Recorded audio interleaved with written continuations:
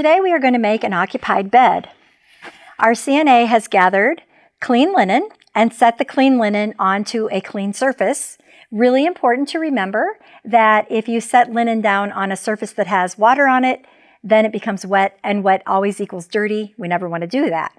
So in preparation for this skill, the CNA has the bed up to a working level. And so now Mariah is going to walk around the bed, and she is going to put the side rail up on the opposite side of the bed so that the resident will have something to hold on to when she puts herself on that side. So Mariah comes back to the side she's going to be working on, and now she is going to want to get the bedspread out of the way, because the bedspread does not necessarily need to be replaced unless it is wet or soiled. And so if you had a chair in the room or something, you can set the bedspread on that. For our purposes today, we're just going to set the bedspread at the end of the bed and untuck the top sheet from the end of the bed so that we can have more room to move around for the resident. So once that is done, Mariah would ask the resident to turn over facing away from her and hold on to the side rail, holding herself up. And then she's going to remove the corners of the fitted sheet. Notice how our CNA has gloves on, and that's because you never know what you're going to find when you're changing someone's bed. And so she's going to roll all of the fitted sheet and the draw sheet or booster pad up together, trying to keep the resident as covered as you can. Remember, you're the only ones in the room. You've asked all the visitors to leave. And so we just want to give them as much modesty as we can. Then Mariah is going to grab her clean fitted sheet, and remembering that the seams go down on the fitted sheet, because if it would happen to slip loose of a corner, we do not want that rough seam up next to the fragile skin of our resident. And so we are going to start one side of the fitted sheet.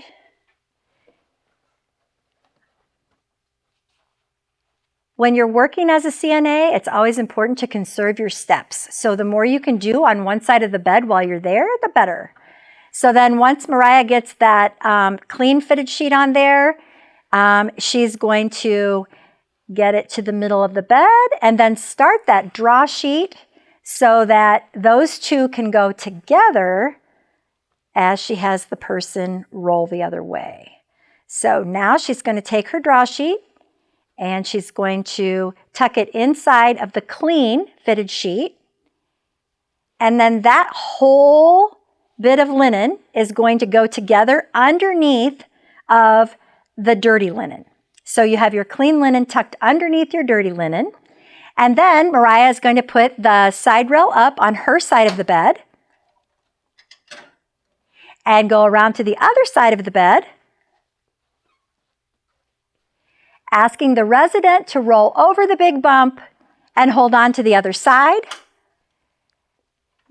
Now notice how our CNA does not want to work over that side rail. You never want to reach over a side rail because you're going to wear out your back. So now she's going to take the dirty linen off, being careful not to get it up close to her uniform.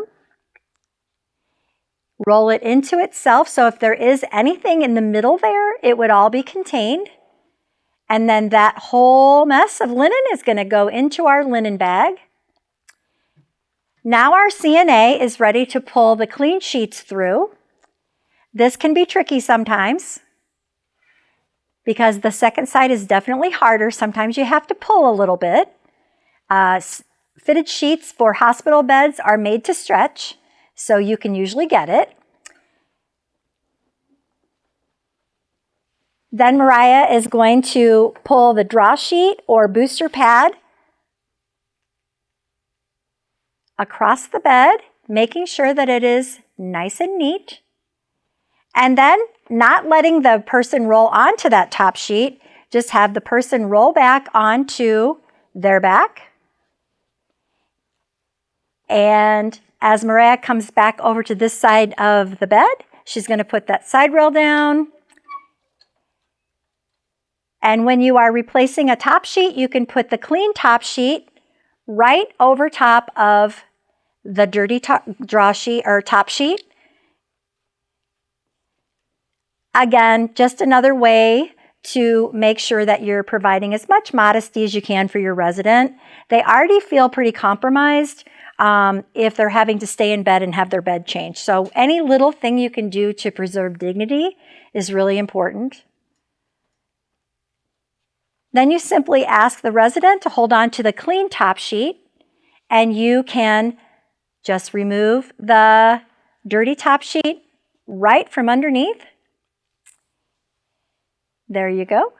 And then it just goes right into our linen hamper.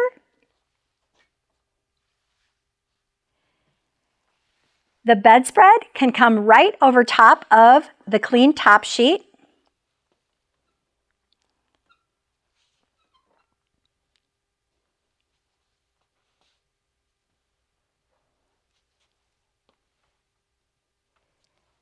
And then once that's in a good spot, then Mariah is just going to come down to the foot of the bed, kind of tuck that bedspread and top sheet underneath the foot of the mattress, and making sure that she's going to do a really loose mitered corner there. We're not going to do it tight like we would if we were making a closed bed or an open bed, because when the resident is in the bed, you do not want to pull their toes down into the plantar flexion position, because that causes foot drop. So you want the resident to have plenty of room to move their toes.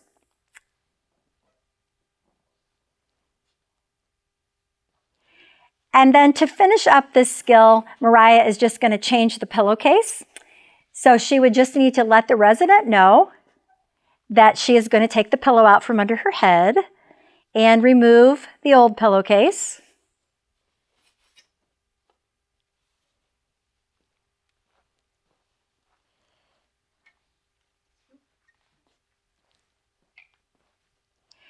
And then when she's going to put the new pillowcase on, just remember, you can do this however you want, but you can't do it like you probably do at home, where you put your pillow under your chin.